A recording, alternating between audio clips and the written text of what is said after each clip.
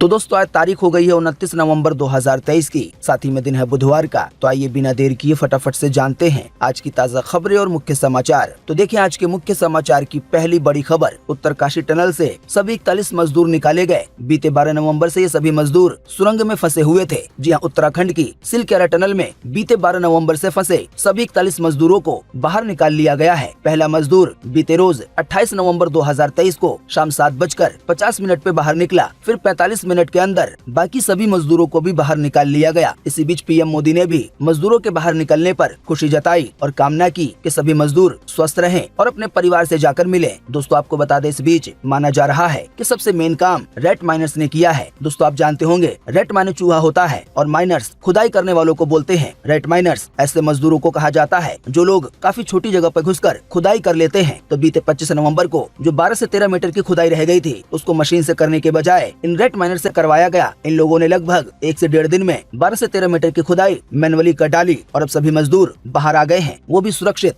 लगभग 17 दिन के बाद जो मजदूर बाहर आए हैं, जिन लोगों ने इनको बचाया है, अगर आप उनके लिए कुछ कहना चाहते हैं तो आप अपनी बात को इसी वीडियो के नीचे कमेंट बॉक्स में लिख सकते हैं। अब देखिए एक और बड़ी खबर कि यूपीआई ट्रांसफर के लिए करना पड़ सकता है 4 घंटे का इंतजार। आइए बताएं अधिक जानकारी। जी हाँ, 2000 रूपए से ज्यादा के यूपीआई लेन देन पर 4 घंटे की टाइम लिमिट फिक्स करने को लेकर चर्चा की जा रही है। हालांकि आपको बता दें, इसका असर हर यूपीआई यूजर पर नहीं होगा। बताया गया ऐसा केवल उन लोगों के लिए किया जाएगा जो पहली बार यूपीआई के जरिए 2000 रूपए से ज्यादा की रकम को ट्रांसफर करेंगे। बताया गया सरकार के इस कदम से यूपीआई ट्रांजैक्शन में नए यूजर को परेशानी जरूर होगी, लेकिन अधिकारियों को उम्मीद है कि इसके जरिए जो पैसों का फ्रॉड होता है उस पर लगाम लगेगी। कुल मिलाकर आसान शब्दों में कहें तो अगर आप अभी इस समय यूपीआई का इस्तेमाल करते हैं, यानी कि फोन पे के जरिए पेमेंट करते हैं या पेटीएम या गूगल पे, और अगर आपने अभी तक 2000 रूपए से ज्यादा का लेन देन नहीं किया है, तो ये नया नियम बनने के बाद अगर आप 2000 रूपए से ज्यादा का लेन देन करेंगे तो पहली बार 4 घंटे तक का समय लग सकता है। आपको बता दें, ये समय इसलिए रखा जा रहा है ताकि फ्रॉड ना हो। वहीं बताया गया यूपीआई के बाद बाकी और रियल टाइम मनी ट्रांसफर सेवाओं पर लागू किया जा सकता है, जैसे कि आईएमपीएस पर या आरटीजीएस पर। देखिए अगली खबर के या तो कुरान या तो संविधान, नहीं तो देश से निकले मुसलमान। नीदरलैंड के संभावित प्रधानमंत्री का है ये बड़ा ऐलान। जी हाँ, नीदरलैंड में चुनावी जीत हासिल करने वाले गीट विल्डर्स ने उन मुसलमानों से देश छोड़ने के लिए कहा है जो कुरान को देश के कानून से ज्यादा महत्वपूर्ण मानते हैं। आपको बता दें, अभी हाल ही में विल्डर्स की पार्टी ने नीदरलैंड में चुनाव जीता है और ऐसी उम्मीद है कि वो जल्द ही नीदरलैंड के प्रधानमंत्री बनेंगे। इसी बीच उनका ये बयान काफी सनसनी मचा रहा है। देखिए अगली खबर, खत्म हो रहा है तेल का खेल, पर सऊदी अरब ने निकाल ली है इसकी काट। जी हाँ, अमेरिका, साथ ही में भारत और चीन जैसी दुनिया की बड़ी अर्थव्यवस्थाएं अब पेट्रोल और डीजल जैसे ईंधनों का विकल्प तलाश कर रही हैं। जाहिर बात है, ऐसे में इलेक्ट्रिक गाड़ियों और हाइड्रोजन से वाहन चलाने की तकनीक कई देशों में विकसित होने के बाद इनमें तेजी से इजाफा हो रहा है। जाहिर बात है, इसका सबसे ज्यादा असर सऊदी अरब, कतर, ईरान और इराक जैसे उन देशों पर होगा जो कच्चे तेल के कारोबार से ही अपने देश को चला रहे हैं। हालांकि इसी बीच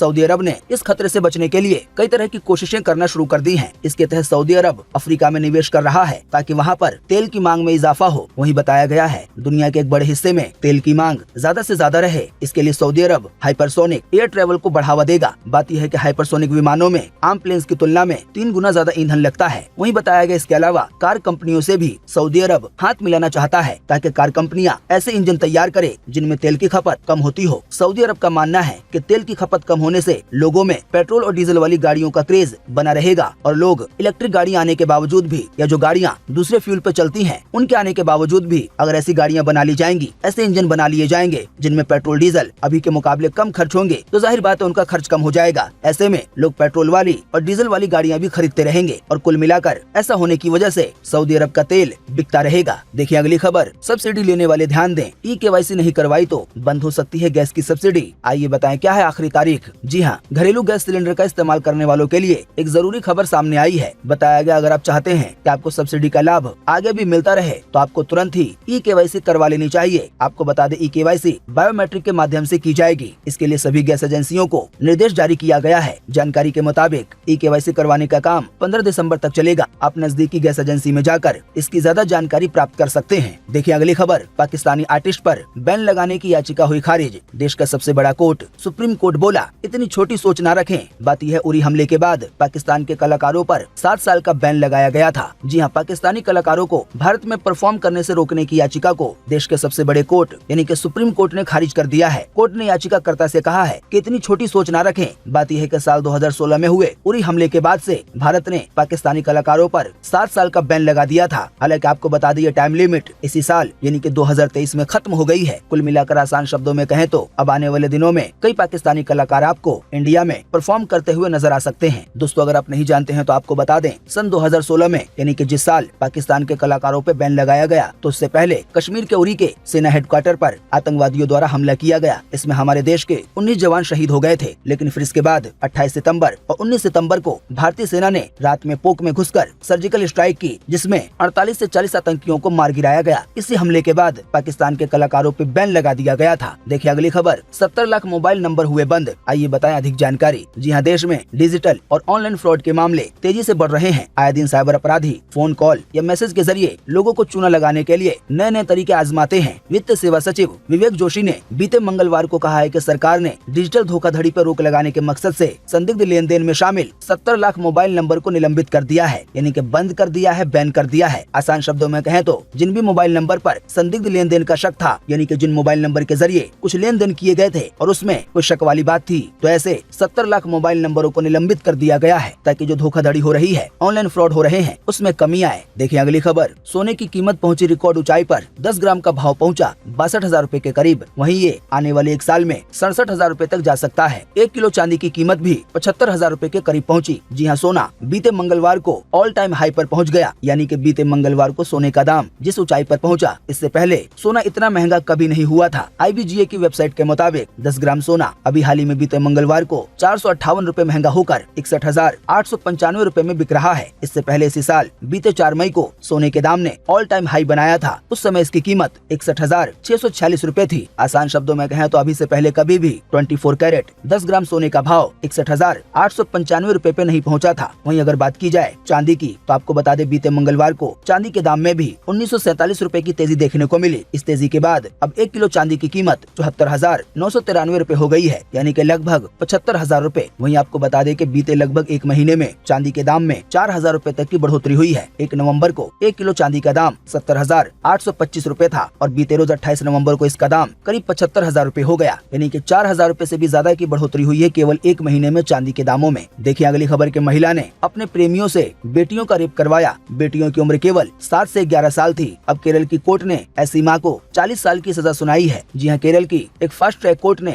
2 नाबालिग बहनों से दुष्कर्म यानी कि रेप मामले में उनकी मां को 40 साल की सजा सुनाई है। बात यह है कि महिला के 2 प्रेमियों ने 4 साल पहले उसकी 2 बेटियों से कई बार दुष्कर्म किया था। उस समय बच्चियों के प्राइवेट पार्ट पर चोटें भी आई थी। हालांकि जब नाबालिग बहनों ने अपनी मां को ये बात बताई तो वो खामोश रही। उल्टा महिला खुद अपनी बेटियों को आरोपियों के पास ले जाती थी। वो महिला के सामने बच्चियों से रेप की वारदात को अंजाम देते थे। आपको बता दें ये घटना मार्च 2018 से सितंबर 2019 के बीच की है। तब 2 में से एक बच्ची 7 साल और एक बच्ची की उम्र केवल 11 साल थी। तो अब इसी पर केरल की कोर्ट की ओर से ये कहा गया कि महिला ने मां के रिश्ते को शर्मसार किया है, वो माफी की हकदार नहीं है। ये कहते हुए महिला को 40 साल की सजा सुनाई गई। आप ऐसी मां के लिए क्या कहना चाहते हैं, इसी वीडियो के नीचे कमेंट बॉक्स में लिखना ना भूलें। खैर आइए देखते हैं अगली खबर कि एयरपोर्ट पर चेक इन के लिए अब बैग से नहीं निकालने होंगे गैजेट। CTX मशीन करेगी पूरा काम। आइए बताएं अधिक जानकारी। जी हाँ, अगर आपने हवाई जहाज का सफर किया होगा तो आपको पता होगा कि एयरपोर्ट पर चेक इन के दौरान काफी परेशानी होती है। अगर आपके पास मोबाइल फोन है, लैपटॉप है या ऐसी जो भी चीज है, जो भी गैजेट है, तो उनको बैग से बाहर निकाल कर एक ट्रे में रखना पड़ता है। हालांकि जल्दी ये समस्या खत्म हो जाएगी। आपके सभी गैजेट, मोबाइल, लैपटॉप या ऐसी जो भी चीजें हैं, उनको बैग से बाहर नहीं निकालना पड़ेगा। ये सभी चीजें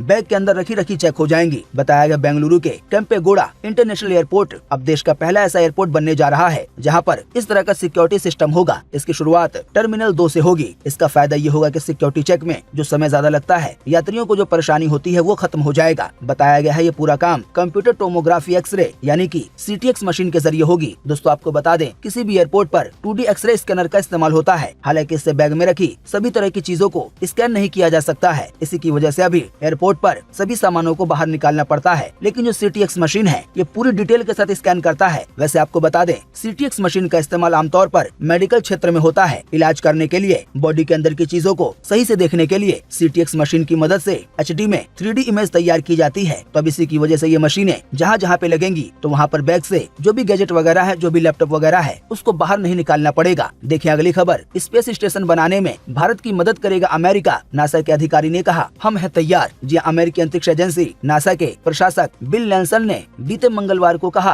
कि वो भारत के खुद के स्पेस स्टेशन बनाने में सहयोग करने के लिए वॉशिंगटन में तैयार है। जानकारी के मुताबिक भारत यात्रा पर आए नेल्सन ने कहा है कि अमेरिका करेगा और भारत अगले साल के अंत तक एक भारतीय अंतरिक्ष यात्री को अंतर्राष्ट्रीय अंतरिक्ष स्टेशन भेजने की योजना पे काम कर रहे हैं। आसान शब्दों में कहें तो ये कहा गया है कि इस साल के अंत तक एक भारतीय को जो इंटरनेशनल स्पेस स्टेशन है वहाँ पर भेजा जाएगा। इस पर काम जारी है। साथ ही में बताया गया है अगर आने वाले दिनों में भारत अपना खुद का स्पेस स्टेशन बनाना चाहता है जहाँ पे भारतीय जाकर स्पेस का काम कर सके और बाकी चीजों को अंजाम दे सके, तो ऐसा स्पेस स्टेशन बनाने में अमेरिका भारत की मदद करने के लिए तैयार है। देखिए अगली खबर के भारत को मिलने वाले प्रीडेटर ड्रोन्स में लगी हो सकती है फ्रांस की खतरनाक मिसाइल। इसके जरिए अपने देश की सेना और मजबूत होगी। आइए बताएं क्या है पूरी जानकारी। जी हाँ, भारत को मिलने वाले MQ-9B प्रीडेटर ड्रोन्स में फ्रांस की खतरनाक मिसाइल ब्राइमस्टोन को लगाया जा सकता है। इस पे विचार किया जा रहा है। दोस्तों बात यह है कि देश के निगरानी तंत्र को मजबूत करने के लिए भारत का रक्षा मंत्रालय अमेरिका से $3 अरब में 31 प्रीडेटर ड्रोन खरीद रहा है। फिलहाल इस सौदे पे बातचीत चल रही है। अब ड्रोन खरीदने की खबरें पहले ही आ चुकी हैं, लेकिन फिलहाल इस समय जो ताज़ा खबर आई है उसके मुताबिक ये बताया गया है कि इन्हीं ड्रोन्स में फ्रांस की खतरनाक मिसाइल ब्राइमस्टोन को लगाया जा सकता है ताकि ये ड्रोन्स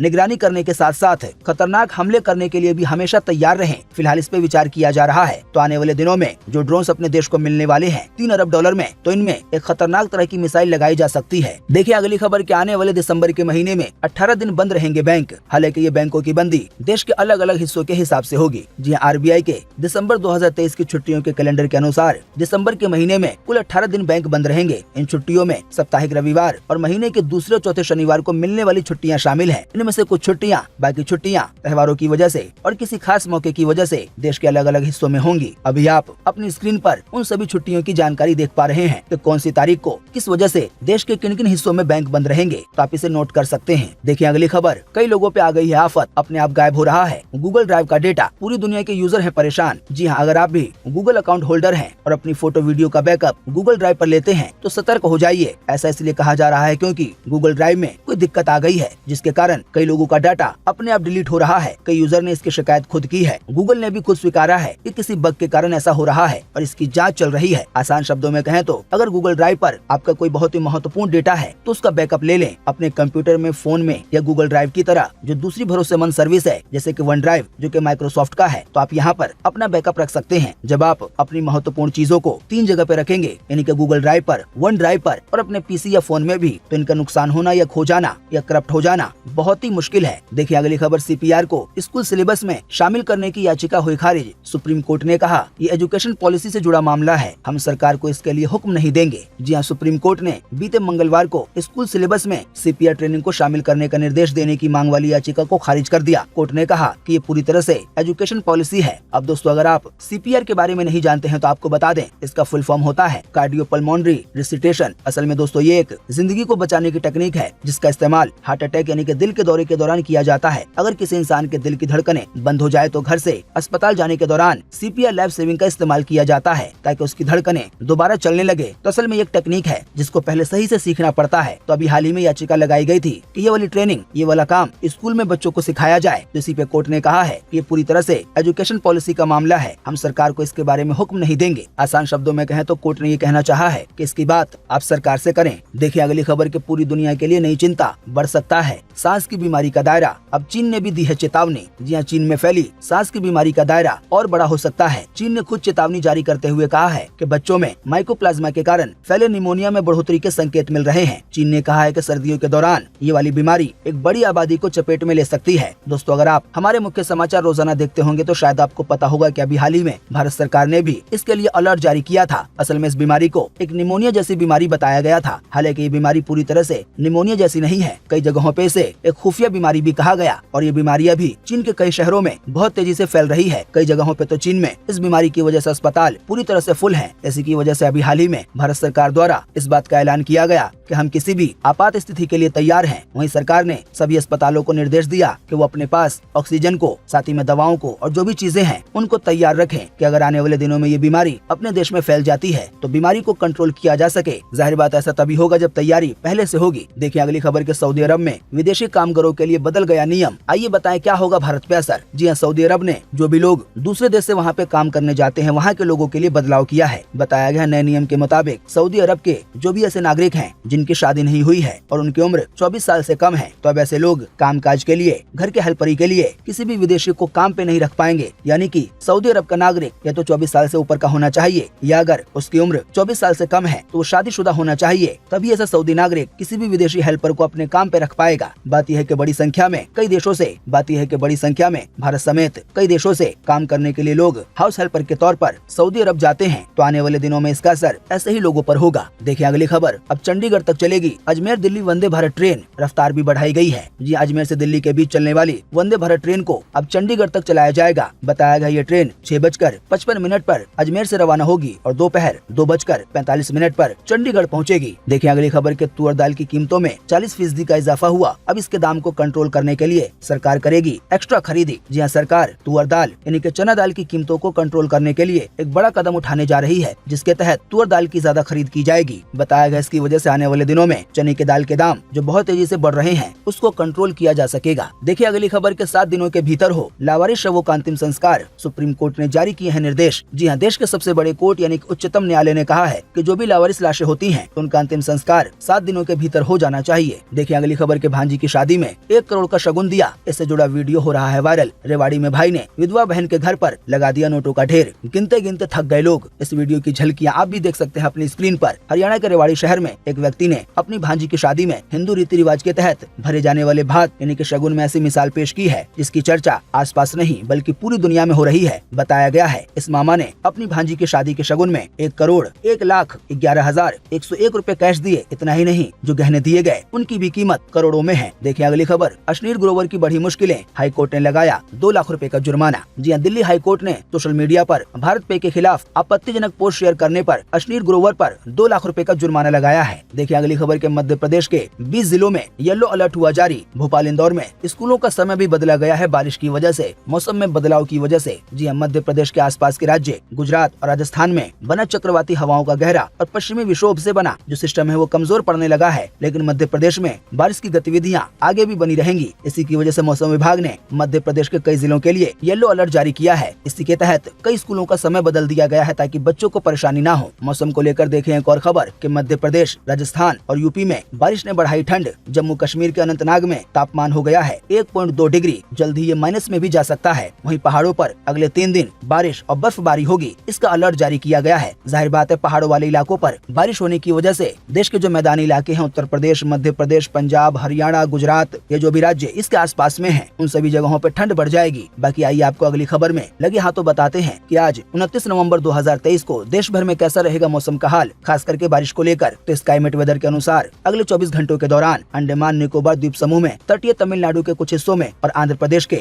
दक्षिणी तट पर हल्की से मध्यम बारिश के साथ कुछ स्थानों पर भारी बारिश की संभावना है। वहीं छत्तीसगढ़, दक्षिण मध्य प्रदेश, विदर्भ, मराठवाड़ा, तेलंगाना, तमिलनाडु और आंध्र प्रदेश में भी आज हल्की से मध्यम बारिश की संभावना है। इसके अलावा दिल्ली, उत्तर प्रदेश, केरल, कर्नाटक, पश्चिमी हिमालय में भी आज हल्की बारिश की संभावना है। जाहिर बात है इन जगहों पे बारिश होने की वजह से ठंड बढ़ जाएगी। बाकी अभी हमने आपको जिन भी शहरों, जिन भी राज्यों के नाम बताए हैं, तो उनको छोड़कर बाकी पूरे देश में आज मौसम सूखा बना रह सकता है। देखिए अगली खबर, जनवरी से खुलेगा देश का सबसे छोटा एक्सप्रेसवे, 10 लाख लोगों को सीधे होगा फायदा। जानकारी के मुताबिक द्वारका एक्सप्रेसवे आने वाले जनवरी के महीने से खुल जाएगा। बात यह है कि दिल्ली और गुरुग्राम के बीच सुबह और शाम में ट्रैफिक काफी ज्यादा हो जाता है। ऐसे में द्वारका एक्सप्रेसवे के जरिए दिल्ली और एनसीआर के लोगों को और जो भी इसके आसपास के क्षेत्र में रहते हैं उनको सुबह और शाम जो ट्रैफिक होता है उससे आसानी मिलेगी। देखिए अगली खबर, भारतीय कुश्ती संघ के चुनाव पर लगी रोक हटी। सुप्रीम कोर्ट ने हाई कोर्ट का आदेश पलटा। हाई कोर्ट ने बीते 12 अगस्त को ये रोक लगाई थी। जी हाँ, भारतीय कुश्ती महासंघ यानी कि WFI के चुनाव का रास्ता साफ हो गया है। बीते मंगलवार को सुप्रीम कोर्ट ने राष्ट्रीय महासंघ के चुनाव पर हरियाणा और पंजाब हाई कोर्ट के स्टे का फैसला पलट दिया, उसे बदल दिया। हाई कोर्ट ने बीते 12 अगस्त को हरियाणा रेसलिंग एसोसिएशन की याचिका पे स्टे लगा दिया था। इसी की वजह से भारतीय कुश्ती महासंघ का जो चुनाव होना है वो रुका हुआ था, लेकिन अब ये WFI का चुनाव हो पाएगा। देखिए अगली खबर, फिल्म मैं अटल हूँ का नया पोस्टर हुआ रिलीज। पंकज त्रिपाठी ने शेयर किया पोस्ट। 19 जनवरी 2024 को रिलीज होगी ये फिल्म। जी हाँ, एक्टर पंकज त्रिपाठी एक नए किरदार को एक नए अंदाज में अपने फैंस के बीच पेश करने वाले हैं। दरअसल पंकज त्रिपाठी असल जीवन पे आधारित मैं अटल हूँ, इसमें पूर्व प्रधानमंत्री अटल बिहारी वाजपेयी का किरदार निभा रहे हैं। ये फिल्म 19 जनवरी 2024 को सिनेमा घरों में रिलीज होगी। देखिए अगली खबर के डीप फेक वीडियो पर रश्मिका मंदाना का बयान, कहा मैं हर लड़की से कहना चाहती हूँ कि ये नॉर्मल नहीं है, चुप मत रहिए। यानी कि अगर किसी का वीडियो गलत तरीके से वायरल किया जाता है, किसी और के चेहरे पर किसी और का चेहरा लगाकर उसे वायरल कर दिया जाता है, तो रश्मिका मंदाना ने कहा है कि इस पे चुप रहने की जरूरत नहीं है, बल्कि इस पे खुल के सामने आइए और इसका विरोध कीजिए। देखिए अगली खबर खबर के गुरुग्राम में आग का गोला बनी